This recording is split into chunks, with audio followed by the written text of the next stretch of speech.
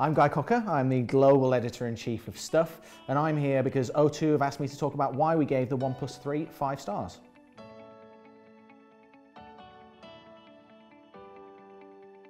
Obviously at Stuff we get sent a lot of mobile phones and a lot of technology in general, so it takes a lot to get us really excited. We actually said it was the best phone ever on our cover because we just think it's such an amazing phone first and foremost. It's a phone that can punch its weight with the flagships out there, the really expensive £600 phones.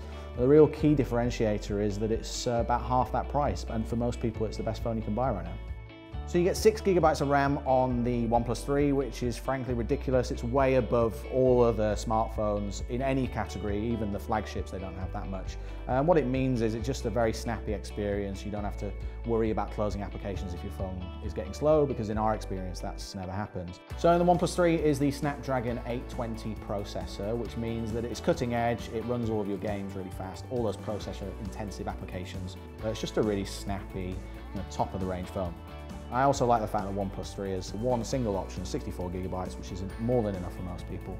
One of the new features on the OnePlus 3 is this fingerprint sensor that's along the bottom, so you can unlock your phone with any of your fingerprints. It unlocks really fast.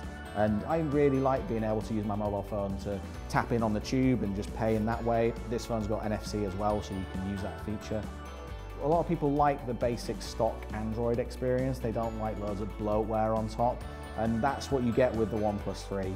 You do get the option of customizing it though as well. So if you're the sort of person that likes the buttons along the bottom of the screen, you can do that. If you don't like that and you want them actually on the hardware itself, they're right by the fingerprint sensor as well.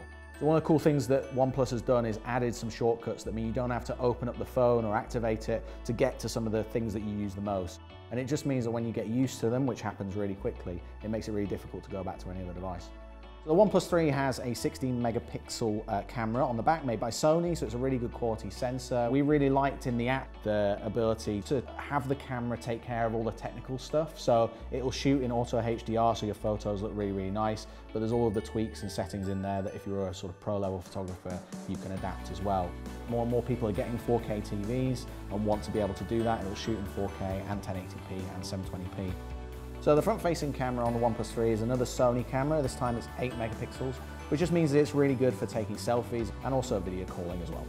The phone's got an OLED screen, which means this phone has that perfect balance between being a great screen, first and foremost, but not draining the battery. It's got great battery performance, and genuinely probably the best feature on the OnePlus 3 is the dash charge.